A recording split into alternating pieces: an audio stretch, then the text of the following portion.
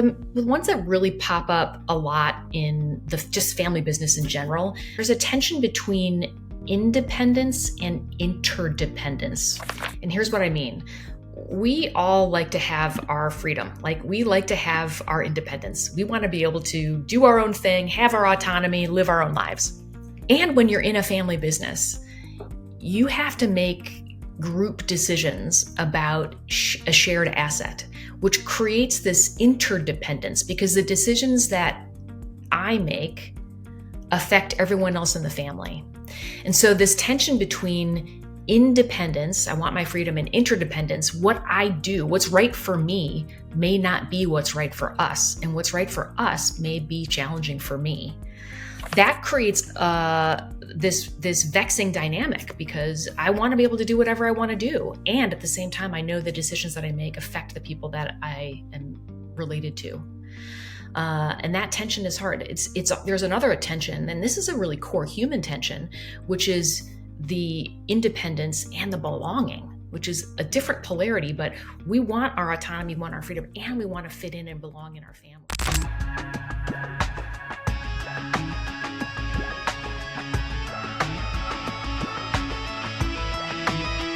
A leading voice in family business. You're listening to The Family Biz Show. Welcome, everybody, to The Family Biz Show. I'm your host, Michael Palumbos at Family Wealth and Legacy in Rochester, New York. And today we are joined by Cathy Carroll. Cathy is the author of a brand new book out there called Hug of War, How to Lead a Family Business with Both Love and Logic.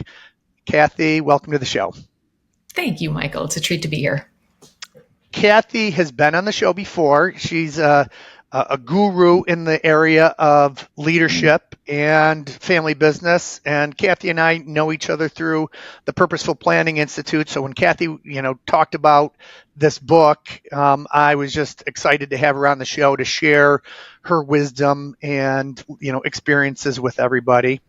Cathy, one of the things that we always do, this world of advising family businesses is not something that, today it is. There are college classes and, studies that you go down that road. But when you and I started down this journey, that was not the norm. So do you mind sharing just a little bit about, your journey, how you went from, your college to career to ending up, in the leadership world and talking with family businesses? Sure thing. Well, I'm actually going to back up a little bit even before college, because I grew up in a family business. My grandfather, it was the entrepreneur in our family. So I'm actually a G3. And Okay. What type of business was it? Do you mind? No, not at all. It was a holding company. Okay. He had some private companies, and he had a public company, and it was a holding company of anything from a railroad to a shrimp fleet to tool and die to watches. And it was really, he was not industry loyal. He was more looking at the opportunities from a business perspective. Love it.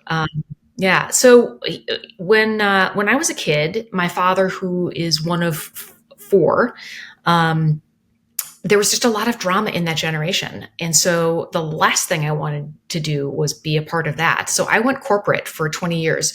I started as an actuary for 6 years. Then I went back to school, got an MBA, and then I spent 12 years in the travel industry. And that brings me till 2009, when my father sucked me back in to the family business space and asked me to run his businesses, which are quite different from my father's business, from my grandfather's. My father actually has companies that serve the team roping rodeo market. So I say that slowly because people often say, wait, what? And I say, yes, team roping, which is a competitive rodeo sport. And we make ropes and saddles and training equipment for professional and amateur athletes. Nice. I happen to have a client that does some roping. So I have a little bit of a background on that, but that's a very competitive sport. Very competitive. It's a very competitive sport. Yeah, it's and fascinating. fun to watch. And fun to watch. For sure. Great. Okay. So briefly, just to catch up, I ran his business for a few years and then I left. And there's a lot to that story. I actually talk about it in my book. And I realized it was hard working for my father. I found it incredibly challenging. We were on the opposite ends of everything you could possibly imagine, which informs the concept of polarities in my book. And so I left, and I thought at first I was going to go buy and lead a business because I had this newfound confidence that I could lead. But it was during the financial crisis, shortly after the financial crisis. So it was a tough time to find a business to buy. And eventually I said, well, what do I want to be when I grow up? And I was in my mid 40s at the time. And I said, I think I want to be an executive coach, but I really didn't know what that was. So I went to a training program. I got accepted into the Georgetown coaching training program. And it changed everything for me because I first realized that coaching is not what I thought it was. I thought I'd get to tell people how to lead, but coaching is not giving people the answers. It's asking the right questions. Second, I realized I really could have used a coach when I was working for my father. I think that would have helped me tremendously. And frankly, my father could have benefited. And honestly, my grandfather 2 generations ago, if he had had a coach, we could have had a very different life outcome. And I looked at my life and I realized, this is what I meant to do. And so I'll be celebrating my 11th year on July 1st. Congratulations. And today, I know that you specialize in the leadership and, working with the executive team at that level. Most of your coaching clients are on the family business side of things. Yes, the only marketing I do is in the family business space, and it's not even much marketing. Yeah. I mean, I do occasionally have other clients, but the vast majority are in the family business space for sure. Good. So, I just say that so that people understand, one, you lived it, you went through it, you with your family, but then, you've been coaching and working with other family businesses for quite some time now. I have. So, yeah. I appreciate it. So, Hug of War. I know what a labor of love it is to take this idea and these concepts and, these things that your experiences, and then to move that from our heads into a, 238-page book it's a feat. It really is to get it from point A to point B. So walk us through, what is Hug of War to you? And let's talk about the overarching concepts that you go through, and then we'll dive into it if that's okay with you. Sounds great. Yeah. Well, to me, Hug of War is not only the book I wish I had when I worked for my father, it's the book I wish my grandfather had when he was an entrepreneur and leading what turned out to be our family business. The concept is that there are multiple truths. There are often 2 truths that are in competition with each other in a family business. One truth is the business mindset, which is driven by reason, and it values profits and competition and meritocracy. And then you've got an equally valid truth. You've got the family mindset, which is driven by emotion, and it values fairness and sharing and unconditional love and belonging. So when you're making a decision, like how much should I pay my children? The business mindset says, well, you just pay them a market wage. That's what all businesses do. And then the family mindset kicks in and says, well, gosh, I couldn't possibly pay my children something different. They might think that I love one more than the other. Or, they're all raising families. They're all raising my grandchildren. I want to make sure that they have enough to provide for my grandchildren. So I'm going to pay them all the same. And those are 2 legitimate right answers that are in opposition to each other. So it creates this really vexing challenge in a family business because how do you actually integrate these 2 opposites together so that you can operate without pulling your hair out? Love that. I love that. And what else? What are some of the other concepts inside of the book? And I want to dive into these separately, if that's okay. Sure. Yeah. Yeah. I opened the book with how this polarity, this core polarity between the family mindset and the business mindset actually manifests in day-to-day leadership. Because there are some very unusual power dynamics that show up in family businesses that do not exist in any other domain. I'll describe them here. The first one is this concept of domain crossover power. And this is when people in a family business use power in one domain to get what they want in another domain. For example, there was a father and son that I met, and the son really wanted to run the business. He was pawing at the ground, and he was frustrated that he didn't have full autonomy and authority to lead. And his father was in his, I think, late 70s, early 80s. And so the son was like, I want to lead this business. And he said, look, if you want to see your grandchildren, you're going to turn over this business to me. And the dad was scared. He was scared to do it. He wasn't confident his son was ready. And he was very concerned about losing access to his grandchildren. His wife was even more concerned. And it was a very painful experience for that family. But that's where one person leveraged power in the family domain to get what he wanted in the business domain. And then I've got an example in the inverse as well. There was a man that I worked with who was succeeding his father in a law firm, and the son didn't get along with his father's new wife, and so the father said, "You're gonna get demoted until you make friends with my new wife, and until you can play friendly in the sandbox, you're not gonna advance at this company." So the dad used power in the business domain to exact what he wanted in the family domain. Yeah. Yeah. Wow. So you just, in a very short period of time, summed up almost all of the conversations that we have with families. And I really love, how you pulled that together. I love the concept of the domain crossover power. That just makes really good sense. Talk to me, if you would, about your grandfather, if this is all right. How would this book have helped your grandfather and your father in the conversations in leading the family business, that they were working with?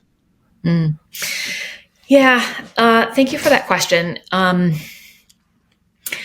My grandfather was a brilliant businessman, incredibly successful in business, and put all of his energy into the business at the expense of the family. And so the children in his family struggled, competed for his attention, for his approval. They really, I think, were underserved by a father who was more focused on business than his children. And so, to a certain extent, this book tries to complete the circle that my grandfather started. He started the business, and I'm hoping that Hug of War can introduce more of the value of investing in the family, investing in the relationships, building those shared values, having those brave conversations that create the foundation and the platform for the trust that's needed for a family business to really thrive. And there wasn't a lot of trust, in my father's family. So we must be running in some kind of parallel universe right now, because in 2024 we launched something called the Strengthen series. And the Strengthen series for the families that we serve is all about the non-financial forms of wealth. It's how do I strengthen the family? How do I strengthen the relationships and the culture in what we're doing? The intellectual and capital, the social capital of the family.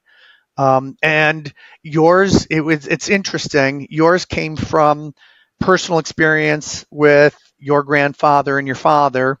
And mine was born out of, I had a client in hospice, non-business owner client, just just somebody that I happened to be, it was a family friend and somebody who had, that was a client. And while he was in hospice, he and I spent a couple of, hours together Um, and I asked him the question, what do you most regret? Which, I think is a tough question to ask somebody in hospice, but we had that type of a strong relationship that I felt comfortable. And he said, working too much, which is, that's the one that we hear often. And he gave another one that he said that he didn't spend enough one-on-one time with each of his adult children. He said as adults, they were different people than his kids, and they were different when they were in the community of together, all four of his kids together versus separate. And he wished that he had done some of those things. And so what was born out of that for me was, I don't want anybody that is in my universe and the people that I serve to ever get to the end of days and say, I regret anything.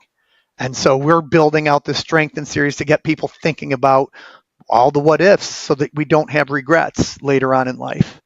What a gift. What a gift Right? that is.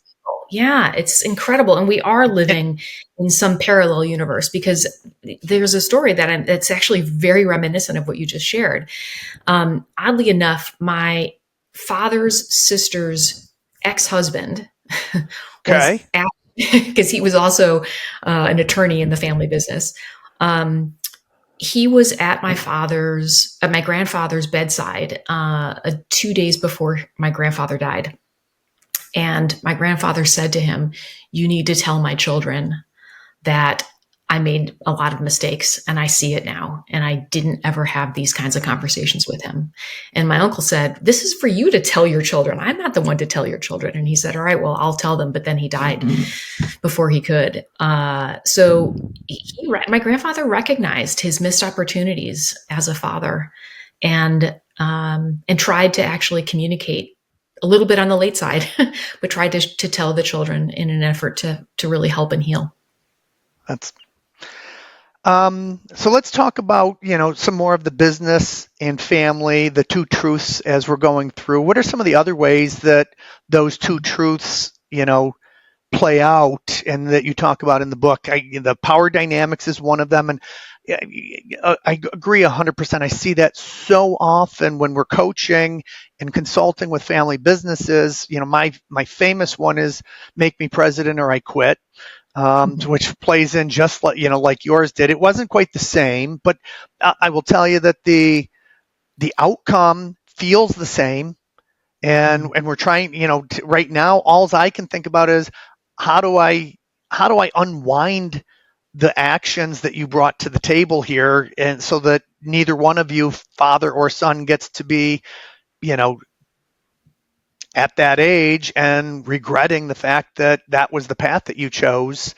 It's hard for families. So I can't wait to get a hold of your book and share this with other families, because this is exactly it. And to your point, I want to also, I love the fact that it's two truths.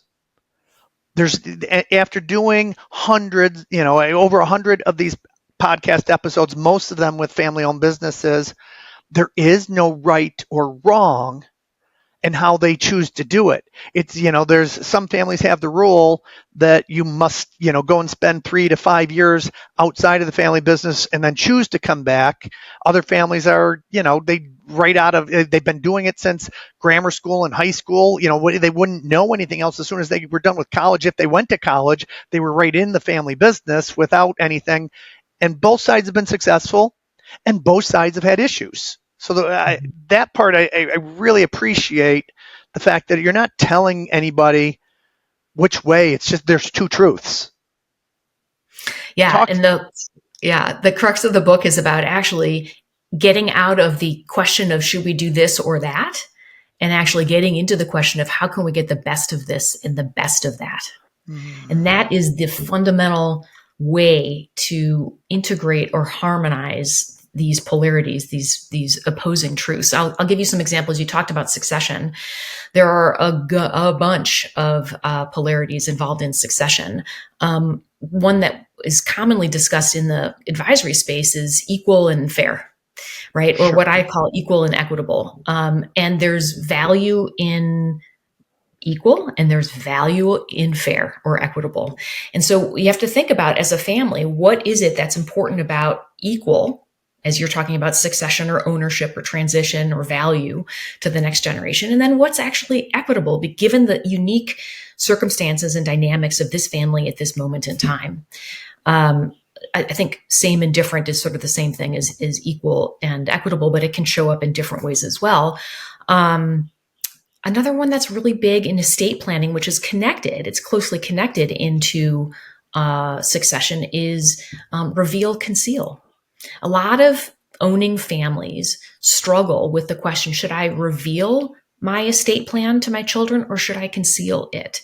And there's value in both, right? If they're 6 years old and you show them the entire plan, first, they're not going to understand what any of the words mean, right? But it's probably a little bit too early to share the fulsome of an estate plan. The big fear that most parents have is, well, if I share the details, then I'm going to have entitled kids, right? They're going to sit back on easy street. They're not going to work. They're just going to think they can live off their inheritance. And understandable fear, right? That's any parent's fear. So the question then, instead of becoming, should we reveal or should we conceal? It becomes, when and what and where do we reveal? And then when and what and where do we conceal? And it's a question that gets changed over time. As my kids are in their single digits, it's a different answer than when they're in their teens, which is a different answer when they're in their 20s. It just changes over time. And so these polarities are dynamic questions. They're not static. You don't just answer it once. You continue to wrestle with it because there aren't right answers to polarities. Just the way polarities work, there are tensions that constantly need to be managed. And in your title, The Hug of War, I think it really, I'm looking at the cover right now, and that's really what it is, because a lot of this is for both sides of the polarities. It's coming from a place of love. They're not, more often than not, it's not that they don't trust or that they don't, that they don't think that it's all going to work. It's just that they haven't thought of either both sides. And so they're coming at it from their perspective on the side that means the most to them. But it is that tug of war, the hug of war that they're going through. Yeah. It's very, very metaphorical, that cover. It's perfect. Yeah, and I love the reveal, conceal polarity because it reveals another important principle of polarities, in that every person has a preference. We all have pole preferences, right? Like some people in the family prefer to reveal. There's value in revealing, right? You're actually helping the next generation have the knowledge and skills to be able to plan for their future. That's great. And other people have a preference for concealing. And there's value in concealing, right? There's upsides to making sure that kids don't get too much information too soon, especially in a social media era where it could feel a little bit dicey, right? That said, our pole preferences come from an aversion to the downsides of the opposite pole. So I said earlier that people who have a preference for conceal often have a deep fear that if they reveal, they will raise entitled children. That's the deep fear, which makes them cling to the conceal polarity, right? And then other people have a preference for reveal because they're concerned about the overuses of conceal. And there are overuses. If you hold back, like if you die and suddenly your children inherit an enormous sum of money and they have no idea that it's coming, they're not prepared. This is actually a really problematic outcome to have happen when children are unprepared for substantial wealth. So there are some who then have a preference for reveal. And what that creates is a force against force. In a marriage, in a family, in a system, because both people are right. Both people are right. There's value in revealing. There's value in concealing. And so we put force against force and we spin our wheels and go nowhere. So I like the way that you phrased the fact that it's constantly asking those questions. It's constantly reiterating the conversation so that there's growth. Mm-hmm. What are some of the ways for those people, those of us, like I can share this. When I started coaching families based on my experiences with the families that I served, I started creating a set of biases today I can tell you again, after serving many, many more families, I'm definitely in the Cathy Carroll camp of there is no right or wrong. It's, it's having these conversations, it's opening up the floor and realizing that there's power in both, and there's good and bad in both, and that it's a conversation that we have to have. Without the conversation, it's a problem. Um, when I'm stuck in a camp, what are some of the tools and what are some of the ways that you have coached to help people to open up that other polarity and to help them see maybe something that they might not see naturally? That's such a good question. I make it really simple. I pull out a piece of paper and I ask people to draw a huge plus sign on the piece of paper and landscape. And then I say, all right, the poll that you seem to prefer is whatever it is. Let's say it's invest. Let's say you're talking about profits, how to manage profits in a business.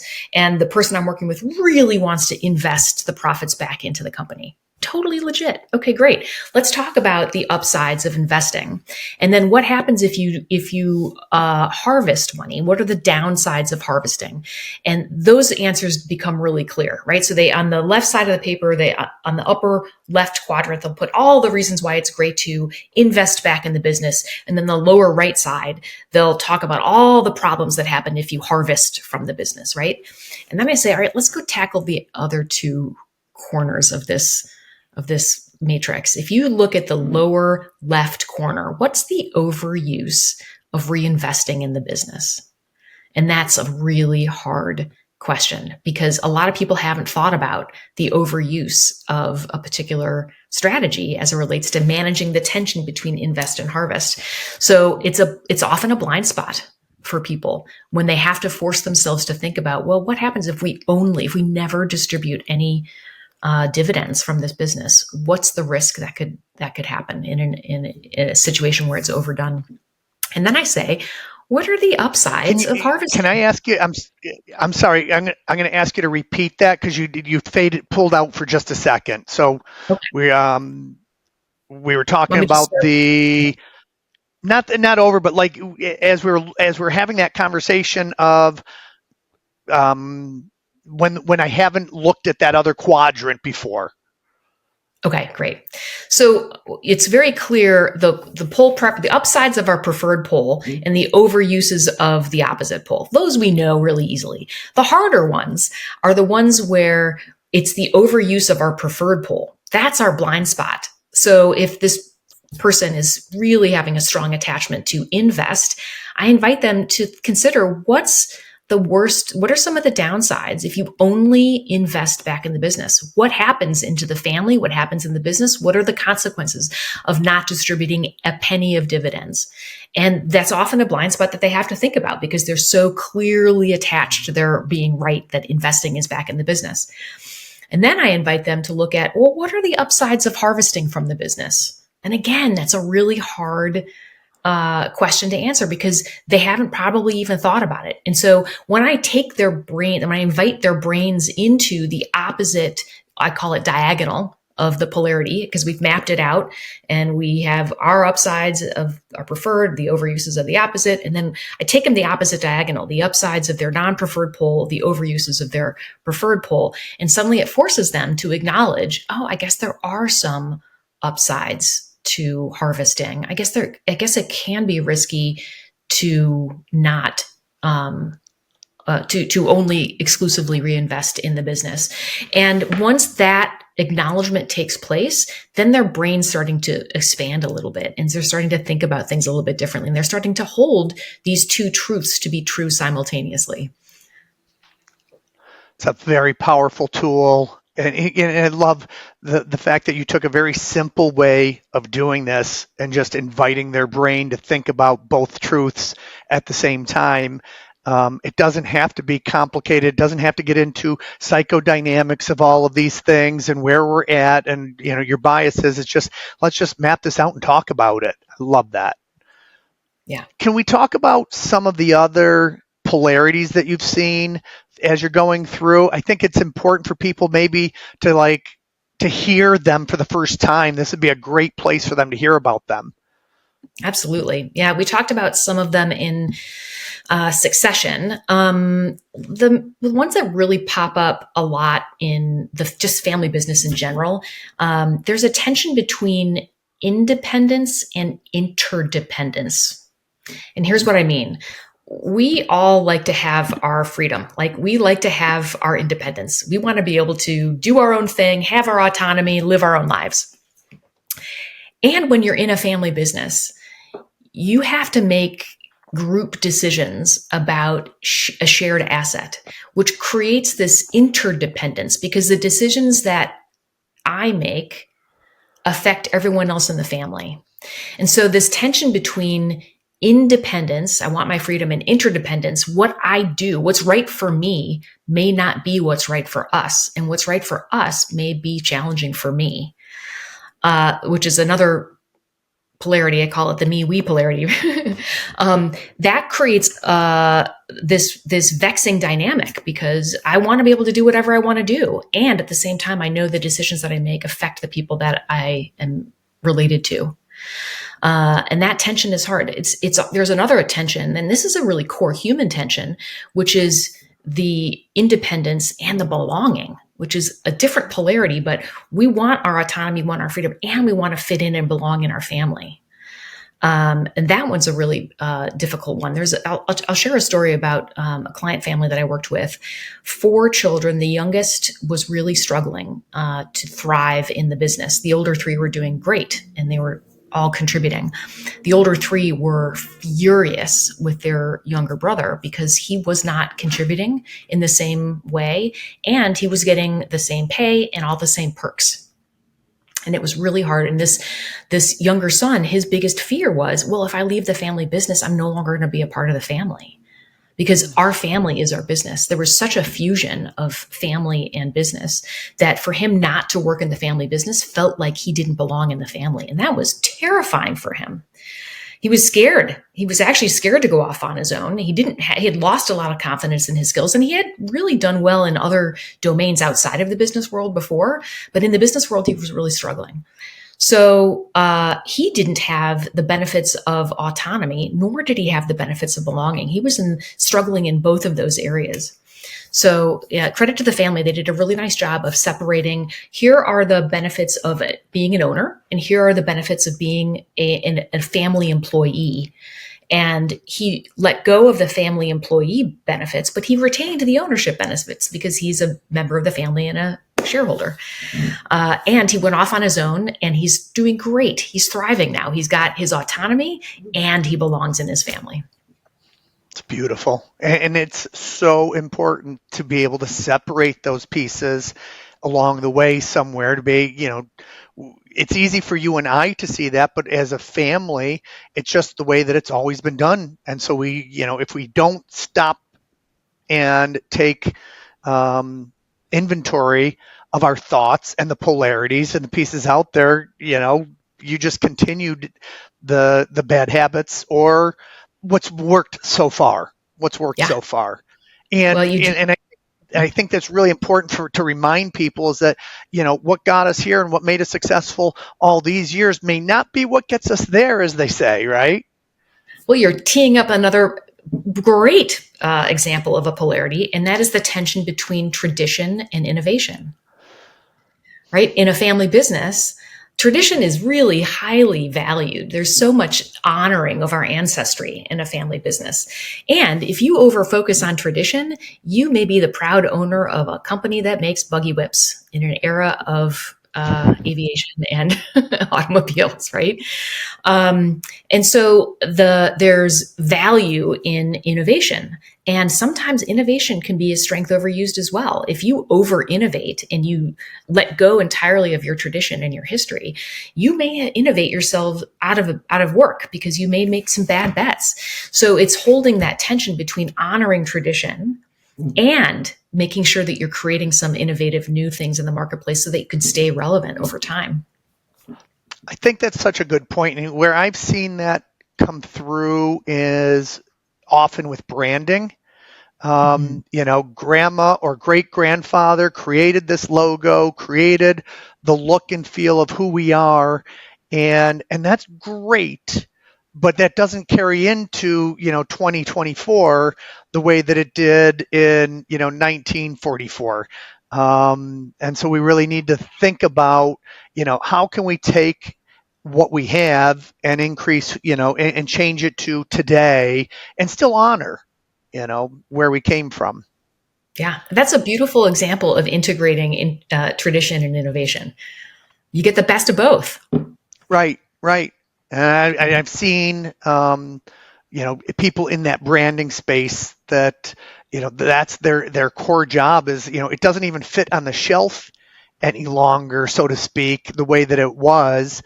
And so we have to bring it into the 21st century, 22nd century as we're moving through these times so fast, and make sure that it fits on the shelf today, but still remember where we came from. Mm-hmm. Mm-hmm. What are some of the other polarities that you've run into? And I love the stories of how you connect these for us. So feel free if you've got something else that is a polarity and there's a story that goes with it. I think it just helps to bring them to life. Yeah, that's a good question. All right, let me think about some good stories.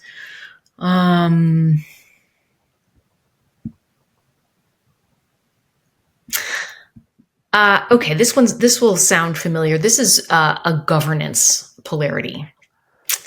And this is related to people who marry into the family.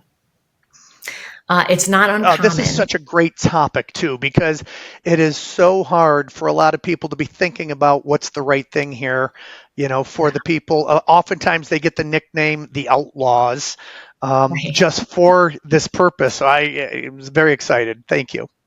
Yeah, no, of course. And it's the big questions are in what we often, actually, let me rephrase, what we often ask ourselves is, should we include these people who've married into our family or exclude them from ownership, from family meetings, from conversations, and then all the various ways that you can include or exclude. And again, when you're facing a polarity, it's the wrong question, right? The better question is, when and how should we include the folks who have married into our family, and when and how should we exclude the folks who've married in service to our greater goal? What is our greater goal, right? Let's get clear on what our shared interests are. Let's make that our North Star.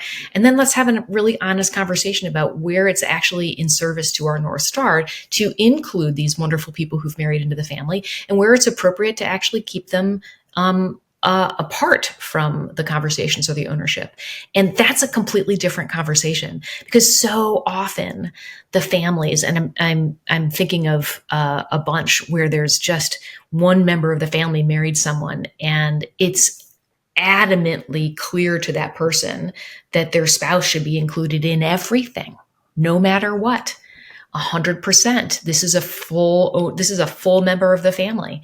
And then you've got the siblings and sometimes the parents who go, oh, divorce is real. That could happen. If we open everything up, we're exposing ourselves to an enormous amount of risk. They're both true. Those are both true.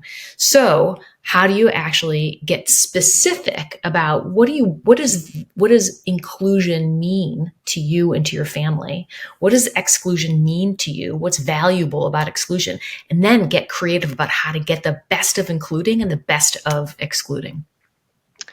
And I'll add to that, we talk about the married ins, and in this day and age where we have, divorce is real, as you mentioned, and sometimes people are bringing their kids from another marriage or from a previous spouse into the family, and the adopted family, the stepchildren, are really awesome members of the family, but we have this rule of blood only, and then we lose out on the capabilities and whatnot. And like you said, I love that when and where to include, when and where to exclude. And there's there is a right time and a wrong time for all of those. And there is no right answer either. Yeah. Well, and the answer may change, which is another polarity, and that's structure and flexibility. So let's talk about governance documents, right? It's a family employment policy. Let's make one up. Let's say it's you have to work outside of the business for 5 years and you need to have an MBA, right? So that's the clear policy. Everyone agrees. Everything's fine. Then all of a sudden, someone marries someone who's got oodles of experience, but has a CPA, not an MBA. And this person would be a phenomenal asset to the business, right?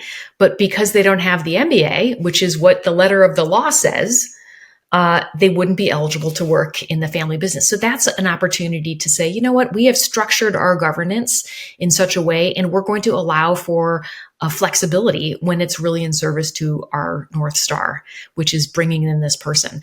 And it's a constant evergreen conversation to have, which can be frustrating because some people want to lock things in and call it done and done.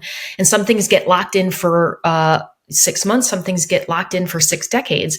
As long as you're holding and managing the tension between these two truths in a way that serves the family well, hold it for as long as you want.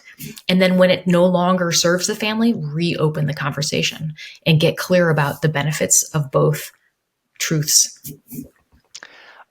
I'll throw in, and I don't know where this fits in your conversations, but what about forgiveness? Where does that fit in all of this? Because oftentimes, we ended up down a path where we weren't flexible, and in hindsight, we look and say, "Oh, yeah, we should have been flexible. We should have been more,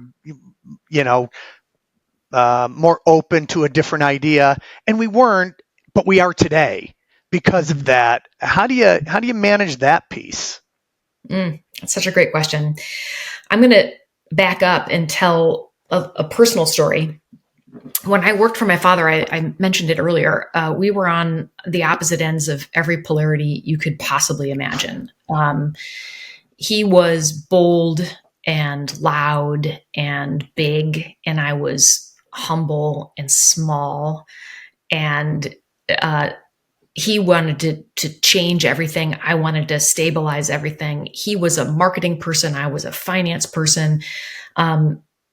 We were on opposite ends of everything. And I was convinced I was right.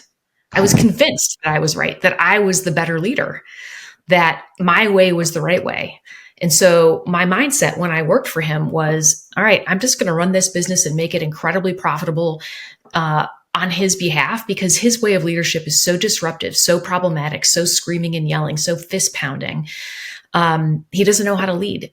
And what it took me a very long time, and frankly, had to write a book to figure it out eventually, that we were both right. There was great value in many of the aspects of leadership that he brought, and there was value in the aspects of leadership that I brought. And so I had to start by forgiving myself for being such a egotistical, close-minded, confident person that I was right and he was wrong. And of course, all of my assessments of him were born from childhood, right? The way I formed was almost as if I was born to be his opposite. And so it took me a long time to finally recognize and appreciate and value all the goodness that he brought as a leader in the business, that I could complement, because he was in many respects in the overuse of his preferred poles. And I was, like, by definition, in the overuse of all of the opposite poles to balance him out. And so I had to start by forgiving myself and forgiving my father. Neither of us knew. We didn't know. We just were both very confident we were right and the other one was wrong. So as far as forgiveness is concerned, to me, that's just something that comes over time with wisdom, and it's hard fought. And the earlier we can become aware of our own biases and our own self-talk and our own stuff that gets in our own way, the faster it is we can access that level of forgiveness for ourselves and for our family members who make us crazy. Yeah. The way you led me through that was really helpful, because I think at the end of the day, it's not about, the process or how you do that. It's about recognizing that there are two truths, and that's the beginning of that piece. And I've been doing some work around this. We've been talking about forgiveness, keeps coming up lately for me, and I don't know why. But there's a Hawaiian forgiveness process called Ho'oponopono. And I'm not sure if I'm pronouncing that right, but it's to start with self, and it's, please forgive me. I'm sorry. Please forgive me.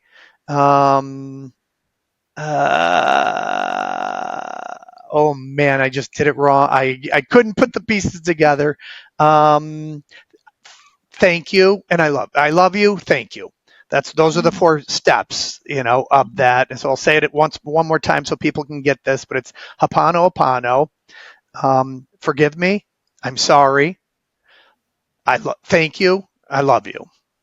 Wow. And you put those pieces together, and just thinking about that to yourself in regards to your father, and just saying that to yourself and directing it towards your father will lighten a whole lot of different pieces. But I just thought it's a beautiful, process to be thinking about. And it doesn't necessarily say that you have to go out and say that to that person. That's really powerful if you can do that, but just directing those thoughts towards that person is a really good place to start. Oh, Michael, I just love that. I love that. I mean, it's so hard to show grace to others when you can't show it to yourself. Yeah. Right. I would agree. Start by showing yourself some grace for your imperfections, your fallibility. And that opens up space in your heart to actually hold forgiveness for others. So you're sitting on, the panel in front of, 50 family businesses right now. We've taken them through all of this conversation around your book, and you're getting ready to, wrap up. What would you say, what would you want to leave them with? What would be some of the, other pieces of wisdom that you want to make sure that, wait, no, I can't forget this? Oh, thank you, Michael. What comes to mind in this moment is, if anyone listening is very confident that they are right and they're in opposition with another member of the family, to check themselves and ask if they're in a polarity. Is their truth? I'll give you a simple way to kind of assess if you're in a polarity versus a problem. A problem has a right answer. A polarity doesn't. And I'll give you the most basic polarity that we all manage every day: inhale and exhale. And what I love about this polarity is that you cannot have an inhale without an exhale. The terms define each other. And all the polarities that we've talked about so far, you don't have tradition without innovation, and vice versa. So if you're in a strong opinion that you're right about something, ask yourself if you might be caught in a polarity. You may have some blind spots, because what is the pole that the other person or persons in your family believe to be true? And do those opposite words define each other? If that's the case, start to explore whether or not you may be in a polarity. Get your plus sign out and start mapping it, the upsides and the overuses, and see if you can actually invite your family member to do the same. And then decide, for the sake of what are we managing this tension? What is our shared North Star? And can we find a way to come together where we both get the best of the opposites to serve that North Star? As you're saying that, it's just kind of the image that comes to my mind is Patrick Lencioni's 5 Dysfunctions of a Team. And, we get into business with our family members. I think it's so much easier to get into business with family members oftentimes because we do trust them. They know at the end of the day they have our back. And so that trust piece is already built in. The question then becomes, can we have healthy conflict with one another? And so your platform of doing the plus signs, that's that. How do I have this conflict conversation and talk about your side of the polarity versus my side of the polarity and how I see these things?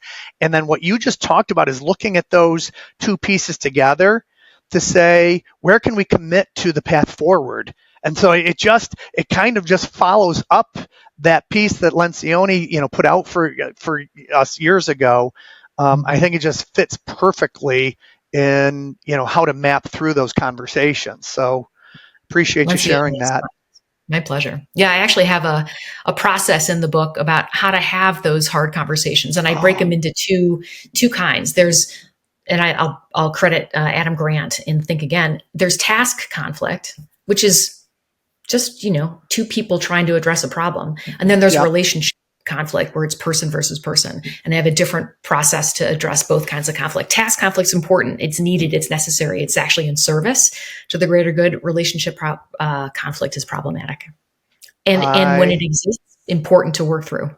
I love that. It's like I said, I can't wait to grab my copy of the book. I know it's in pre-order right now on Amazon. And again, the title of the book is Hug of War by Cathy Carroll, How to Lead a Family Business with Both Love and Logic. Cathy, you have just imparted lots and lots of wisdom and experience with us today. And I just want to say thank you so much. Thank you, Michael. It's always a pleasure.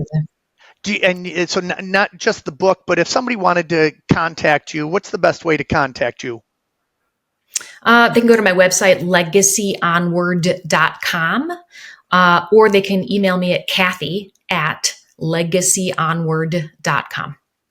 Perfect. Cathy with a C. Cathy, really appreciate you sharing with us. Thank you, everybody, for listening. My name is Michael Palumbos with Family Wealth and Legacy in Rochester, New York, and we look forward to sharing with you some more innovative and traditional ideas and concepts with you in the future on the Family Biz Show. Have a great day, everybody. Don't miss an episode. Subscribe now on Apple Podcasts, Spotify, or wherever you listen to podcasts.